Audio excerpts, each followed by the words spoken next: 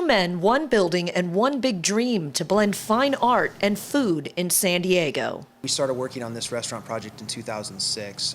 It was a vacant space. It was in disrepair. The building's 100 years old, and we had the opportunity to do all the construction ourselves with the help of a very amazingly talented contractor slash sculptor, Todd Williams. And this is Todd's sculpture we have in the restaurant. He also helped build and design the restaurant for us and with us. And it's done in such a way where it's not a big restaurant, but there's a floor-to-ceiling sculpture, but it doesn't dominate the restaurant or overpower it. Todd, he's a sculptor hiding in a contractor's body, and we helped design the idea of the restaurant around one of his sculptures, and that being the centerpiece.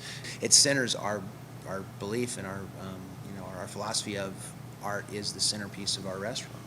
Ron and Matt believe the recipe for success is the combination of good food, fine art, and helping artists get their work sold. It used to be the connotation where it was coffee shop art, and it was a local artist displayed at a coffee shop, not of high quality, not sold, and not really valued. But what we're hoping to do is have the next level of that, where the work that we have is valued as fine art that would be displayed and is displayed in other galleries, but in a restaurant environment where you have a higher volume of foot traffic. I love it. I mean, I think that having my art in a place like Alchemy is fantastic. It's got a great atmosphere. Currently showing in the restaurant is Daniel Ketelhut.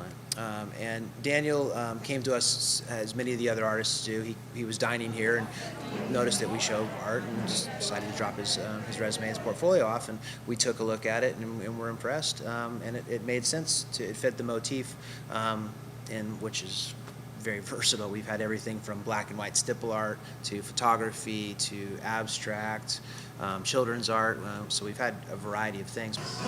I love the feeling of bringing something into existence that never existed before. Daniel's work we liked because of the abstract nature of it, and then also the progression of his work along his career path.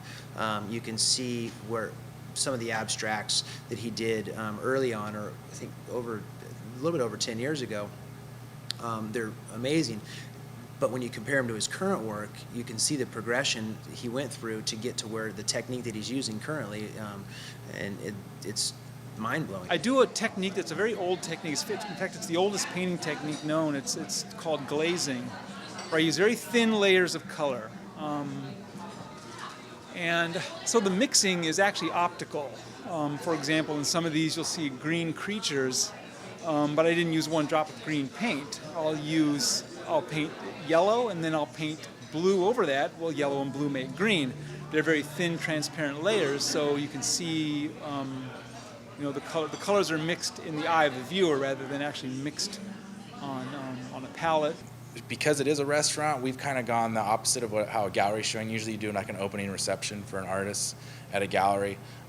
We kind of like the idea of doing it at the end of their show in the restaurant because it's just a different format. You have a lot of people that come in and out that maybe aren't here specifically for the art, but once they do get to see it, they really want to come and meet the artist and come back and look at the art again. And so we tend to do it at the end where you can get a wide array of people in here to see it. Everything comes together to create something hopefully very unique and special out of something very ordinary, just a meal.